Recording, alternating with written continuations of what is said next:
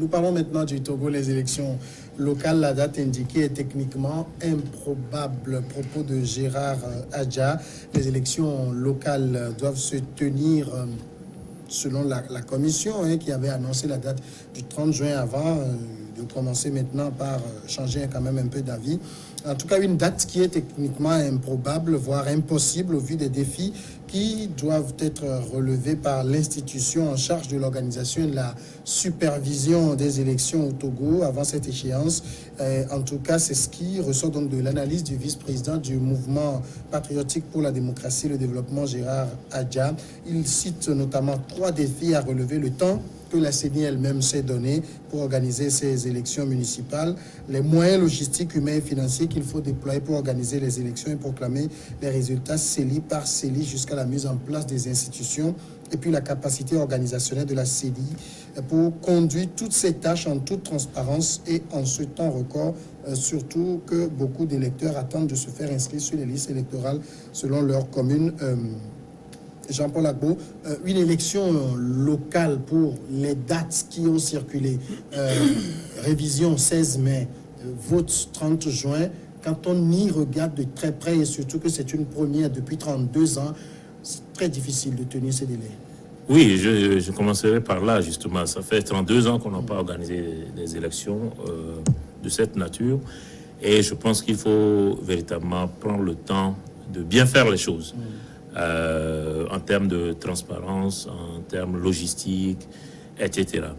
Bon, maintenant, moi, je ne suis pas un technicien des questions électorales. Je ne sais pas si l'institution qui est en charge d'organiser ces élections est en mesure, techniquement, justement, de tenir ce délai. Comme son président a eu à le préciser, les dates avancées dans la presse, en fait, c'est des dates indicatives, puisqu'il appartient finalement au gouvernement de fixer les dates en fonction justement des éléments que lui apporte la CENI.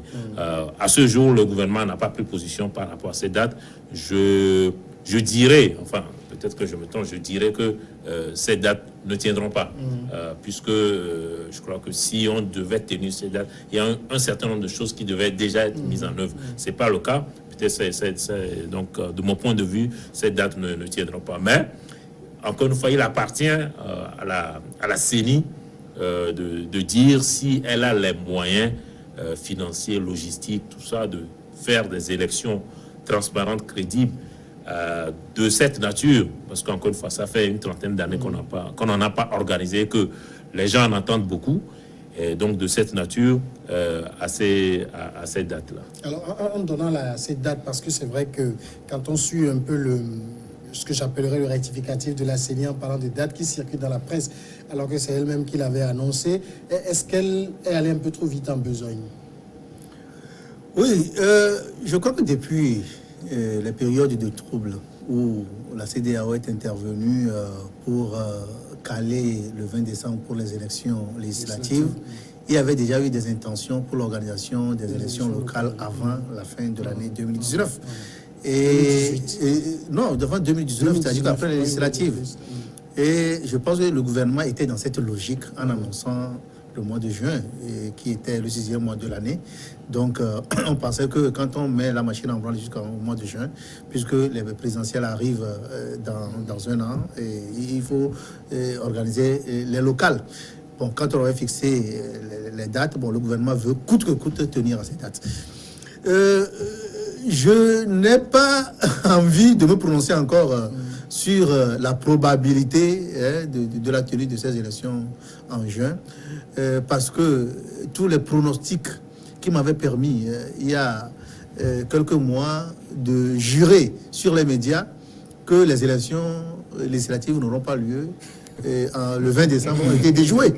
Et je me dis que le gouvernement togolais a une certaine pratique magique d'atteindre ses objectifs.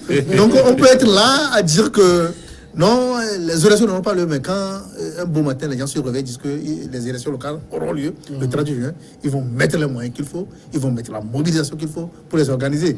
Donc j'évite de me prononcer encore sur le doute, d'être sceptique sur la date de juin, du 30 juin pour les élections locales. Mais c'est vrai qu'il faut tenir compte également de certaines pesanteurs, notamment les réactions de certains partis politiques, parce que, quoi qu'on dise, les partis d'opposition ont boycotté l'élection législative, et moi je ne leur en veux pas, parce que ceux qui disent que ces partis regrettent de n'avoir pas participé à ces élections, si ils avaient participé à ces élections, le pouvoir avait les moyens d'appliquer, de pratiquer ou bien d'imposer le plan B.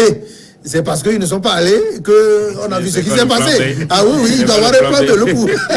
Le pouvoir sait ce qu'il fait. Si l'opposition se mobilisait pour aller aux élections, et les résultats auxquels il devait s'attendre devaient être les mêmes résultats. Donc l'opposition ne devait pas regretter d'avoir boycotté les élections locales. Et on sait que dès l'annonce des élections locales, le CAR, qui n'est pas un parti de moindre envergure, a annoncé que les conditions de réforme devaient être réunies. On devait faire véritablement les réformes avant qu'ils ne participent à ces élections. Et aujourd'hui, est-ce que les réformes sont faites? Il y a un mois de cette élection, non, les réformes ne sont pas encore faites. Il y a le PNP qui a annoncé officiellement qu'elle ne sera pas, participant à ces locales. Et ça aussi, ça crée une situation de faiblesse pour le gouvernement si le PNP n'y va pas. Et puis, il y a la C14 qui est dans une... non, C14, ils n'ont pas encore changé. Qui est dans une posture velléitaire en disant que non, ils n'ont pas dit qu'ils iront, tout ça. Et il y a l'ANC aussi qui ne s'est pas encore totalement prononcé pour dire que nous y allons, mais nous n'allons pas. Donc aujourd'hui, il y a une confusion généralisée qui peut-être peut faire pronostiquer que la date peut être reculée, peut être repoussée. Mais je n'ai pas envie d'affirmer. Voilà. Affirmer, jusque-là, si le 30 juin, en tout cas, va être tenu, c'est le gouvernement qui doit convoquer le corps électoral sur ces dates-là. Mais je ne sais pas, j'ai lu quand même la Constitution, mais je ne retrouve pas, par exemple, pour la présidentielle, on dit qu'il faut le faire au plus tôt, au plus tard. Pour les locales, rien de très précis. Mais pour le moment, le Conseil des ministres, c'est le Conseil des ministres qui devait nous fixer. Mais même pour le moment, le Conseil des ministres ne s'est pas encore prononcé sur le sujet. Bon, espérons que peut-être d'ici la fin de la semaine ou la semaine prochaine, le gouvernement se prononce sur le sujet. Mais le ministre Paradora avait dit avant la fin du premier semestre. Oui, avant la fin du premier semestre, le 30 juin. Le 30 juin. Donc ça peut se tenir. Moi, par rapport aux dates, moi, je n'ai pas de souci parce que c'est le gouvernement togolais. Quand cela dit, si le gouvernement veut les élections locales le 30 juin, les élections locales auront lieu le 30 juin. Pour moi, il n'y a pas de problème à ce niveau. Et quand il parle de confusion généralisée, je ne pense même pas qu'il y ait assez de confusion généralisée. Moi, ce que je souhaiterais même, c'est que qu'on prenne un peu du temps pour bien organiser ça, puisque c'est une première après 32 ans. Donc, il faut qu'on prenne assez de temps et qu'on le fasse de façon scientifique avant de voir les intérêts politiques et autres. Parce que, vous savez, il y a l'ANC qui fait d'excellentes propositions par rapport au recensement. Parce que le recensement que nous avons fait, c'est le recensement général. Ça veut dire, vous recensez à Lomé, vous pouvez voter à Kara, ou ainsi de suite. Alors que maintenant, l'ANC propose le recensement commune par commune. Ça veut dire, celui que je vais choisir, si je suis à Lomé, celui que je vais choisir va être à Baie, peut-être c'est un exemple, ou à Agoué. Donc il faut que je me fasse recenser à Baie ou à Agoué pour pouvoir voter à Baie ou à Agoué. Donc si c'est l'ancien fichier électoral, donc je pense que ça ne va pas trop arranger. Donc il faut éviter de créer des situations de tension. Il faut que le gouvernement arrive à éviter de créer des situations de tension inutiles. Il faut qu'on prenne un peu de temps. Si c'est une semaine qu'on va prendre pour faire ce recensement-là, qui va être adapté au local, donc je pense que le premier problème sera réglé. La deuxième chose, c'est par rapport aux partis politiques qui se disent on va aller ou pas. Ces partis-là, ils vont aller aux élections. Je sais qu'ils vont aller aux élections. Quand le chef de l'État se prononce le 26 avril devant les députés, il dit vivement que la classe politique, il a dit ça, il a répété ça 2 fois. Il dit vivement que la classe politique se positionne. Parce que, vous savez, au-delà de tout, c'est une question économique. Les élections locales vont faire injecter de l'argent dans la masse. Oui, parce qu'il y a de nouveaux emplois qui vont être créés. Il y a des conseils municipaux, il y a des maires, il y a les secrétaires, il y a des assistants et tout ça. Donc ça va permettre au gouvernement, c'est un nouveau canal de redistribution des richesses. Donc les partis qui n'ont pas assisté, qui n'ont pas participé aux législatives passées, c'est l'occasion pour ces partis-là de participer à ces locales-là pour donner aussi la possibilité à leurs jeunes de goûter à la vie politique, de s'essayer, parce que des gens vieillissent dans les partis. Ils n'ont jamais eu le pouvoir, ils n'ont jamais exercé de pouvoir. On n'a pas besoin d'arriver au sommet avant d'essayer d'exercer le pouvoir. Donc, moi, je dis, quand la C7 ou la C14 fait son micmac, que la C14 se prononce, par rapport au cas Tikwi, moi, je ne vais pas me prononcer parce que Tikwi, c'est quelqu'un de méthodique, mais lui seul sait exactement où il veut aller. Parce que pour le moment, personne ne le maîtrise. Je pense que l'ANC et les autres, ils vont participer. Jean-Paul, parmi en tout cas les points qui semblent techniquement improbables aux yeux de Gérard Adja, c'est que le pouvoir, qu'est-ce que je dis, la CENI, pour les présidentielles, on n'a qu'une seule circonscription nationale.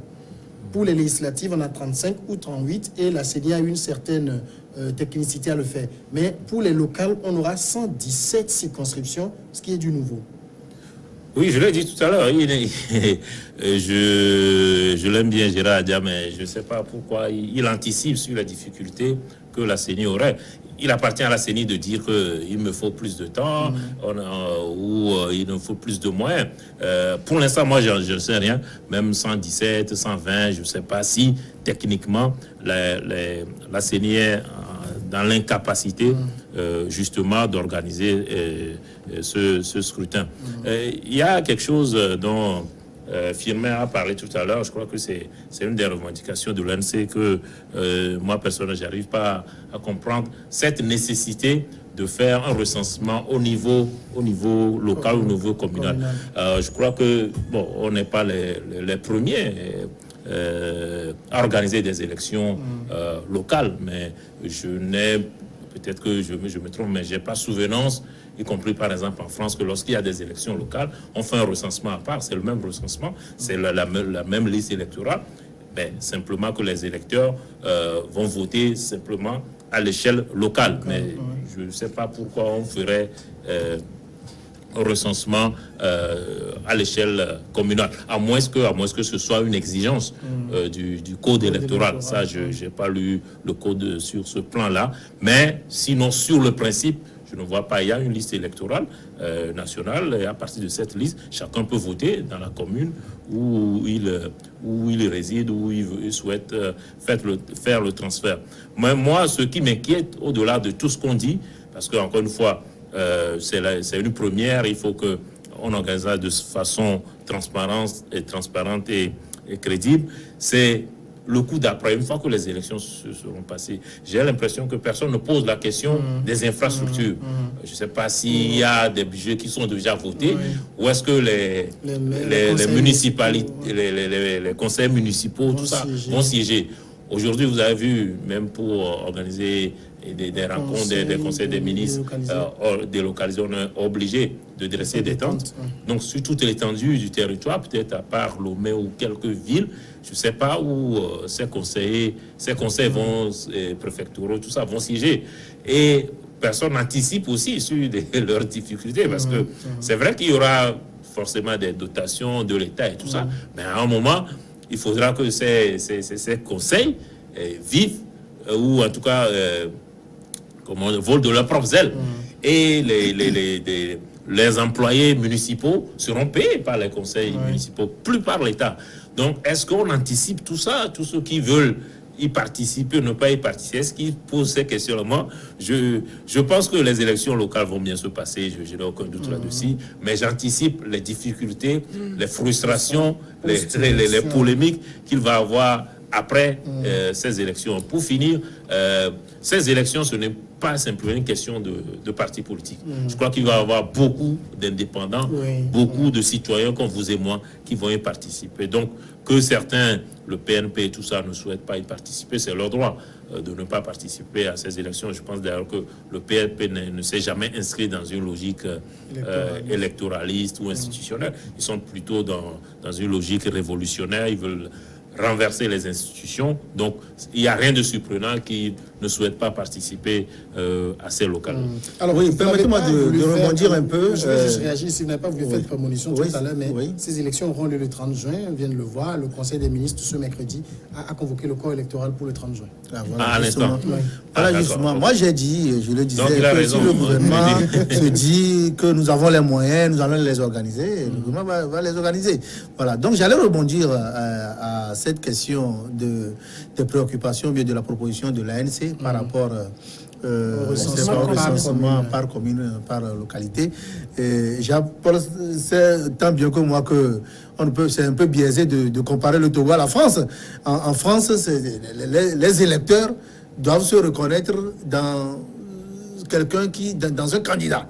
Et on sait que quand on est dans le 41, bon, on connaît ceux qui sont exactement dans le 41 en matière d'élection. On sait que ce sont des gens, des habitants. Et ce sont ces habitants-là qui connaissent mieux les problèmes de la commune, qui savent ce dont ils ont besoin, qui savent quelle personne peut valablement représenter cette commune. Et si elle ne répond pas aux aspirations, on peut sanctionner ce candidat à une prochaine élection. Mais au Togo, vous savez autant bien que moi que si quelqu'un de Baie ne va pas aller voter pour un candidat à Srama chez moi, et bien s'il va voter là-bas, qu'est-ce qu'il connaît dans Srama, quelle idée il a des problèmes que Asrama doit résoudre de façon immédiate. Donc, je pense que cette proposition est assez légitime au niveau de l'ANC. Si c'est possible, si c'est faisable, ou bien si les tests le permettent, bon, il faudrait envisager cela pour que les électeurs se sentent dans les candidats qu'ils veulent élire. Bon, et puis, il y a aussi d'autres problèmes que les gens n'évoquent pas souvent, à part les infrastructures au niveau des différentes communes où pratiquement dans certains milieux, il n'y a pratiquement rien. Il n'y a même pas une salle de réunion pour les chefs et tout ça. Il y a le côté de l'administration décentralisée qui porte les couleurs du parti au pouvoir dans toutes les localités. Quand vous allez dans une région, dans une localité donnée, le chef canton est tout puissant, le préfet, il est tout puissant. Parce qu'il n'y a pas eu de délégation locale. Voilà, les délégations spéciales sont là, et font comme ils veulent. Est-ce que ces gens-là peuvent créer des conditions, d'abord pour se faire remplacer, parce que ils seront candidats, quoi qu'on dise, ils seront en même temps, je ne sais pas, dans l'administration électorale et en même temps candidat.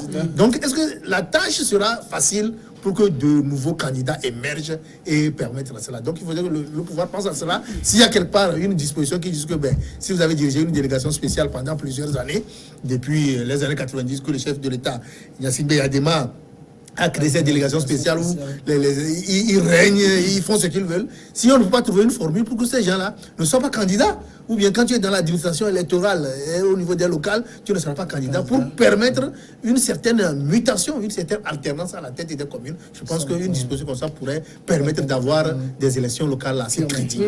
À la question des infrastructures soulevées par Carlos Quito et Jean-Paul Agbo, je voudrais soulever la question de la formation. Oui, les nouveaux élus là, est-ce qu'ils ont une fois géré le pouvoir? Ils savent comment ça se passe. Est-ce qu'ils maîtrisent les notions de droit administratif, de la juridiction administrative? Ils savent comment ça se fait, c'est-à-dire une indépendance qui sort de nulle part, qui vient, on le vote, on lui confie une responsabilité, il devient conseiller municipal, il devient un maire. Il sait comment ça se fait. Je pense que... Il va apprendre sur l'État. Regardez, ça va nous faire... Les 5 ans, ça va être une phase d'apprentissage. Une phase d'apprentissage. C'est ce qu'on est en train de voir, ça va être une phase d'apprentissage. Donc, il va falloir que l'État pense à ça et mettre un peu d'argent aussi dans la formation. Sinon, on va avoir il y a un fonds d'appui à la décentralisation, je crois. Et puis, il y a les partenaires, l'Allemagne, l'Union européenne sont prêts pour investir et redynamiser les communes. Donc, il suffit de faire des projets. Les projets, si nous aurons pour avoir la formation pour faire les projets aussi. Ah, oui, c'est ça. Les projets... Donc, il faut trouver des techniciens qui vont assister les nouveaux élus à pouvoir faire ça. Parce que dans les autres pays, nous ne sommes pas les premières, justement, nous ne sommes pas le premier pays à organiser des élections locales. Il y a déjà au Bénin, à côté, la décentralisation est en marche.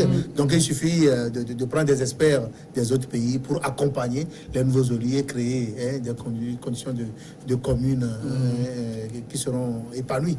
Voilà, par rapport à ce que je disais, par rapport à ce que l'ANC dit, je ne sais pas si Jean-Paul Agbo même pu saisir. Regardez par rapport au recensement général, je peux être à Lomé, mais peut-être je me suis fait enrôler à Kpalimé. Et pendant les élections, je vais voter à Kpalimé. Or, aujourd'hui, on parle des élections locales. Et je me suis fait enrôler à Kpalimé. Mais Mais celui-là que je veux élire est à Lomé. Je ne le connais même pas. Je le connais, mais je n'ai pas. Pourquoi je vote pour lui? Je n'ai pas mon nom. On peut faire des transferts. Donc il va falloir qu'on communique sur ça. Par exemple, celui que je veux. On peut toujours faire des Je n'ai pas mon nom à Lomé. Je fais comment? Non, si vous voulez voter, si vous êtes inscrit à Palémé, vous voulez voter à Lomé, vous faites un transfert. Mais je pense que normalement, quand on se fait recenser, on demande le lieu de résidence aussi. Donc, normalement, on a déjà un fichier, mais on connaît aussi les lieux de résidence de ceux qui se sont faits. Non, c'est pas parce qu'on réside à Lomé qu'on est obligé de voter à Lomé. Non, là, il s'agit quand même d'élections locales et on vote. Normalement, on doit voter pour celui qui est de votre circonscription, qui connaît mieux vos problèmes. Et que vous connaissez aussi. Ça, c'est en principe. Oui. Bon, Carlos dit que la France n'est pas le Togo. Le Togo, mais vous avez dans les pays occidentaux, vous avez des gens qui vivent à Paris, qui sont peut-être nés à Paris, qui ont fait leur carrière politique à Paris et qui, lors des élections locales, vont se positionner, par exemple, à Bordeaux. Oui.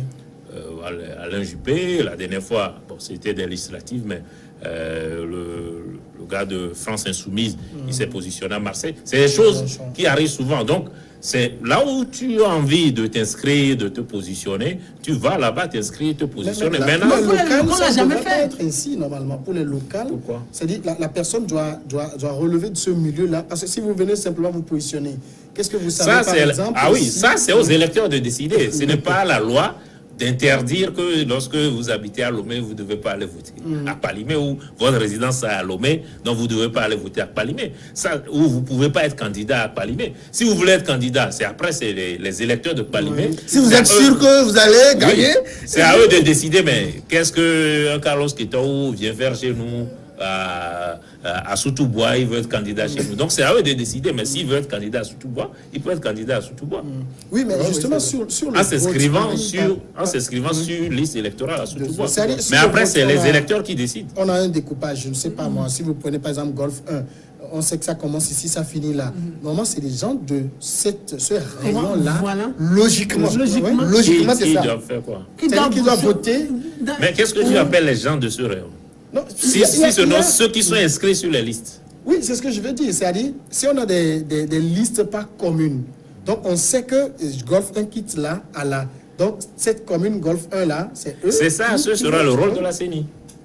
Oui, mais c'est ce que réclame l'ANC, je crois.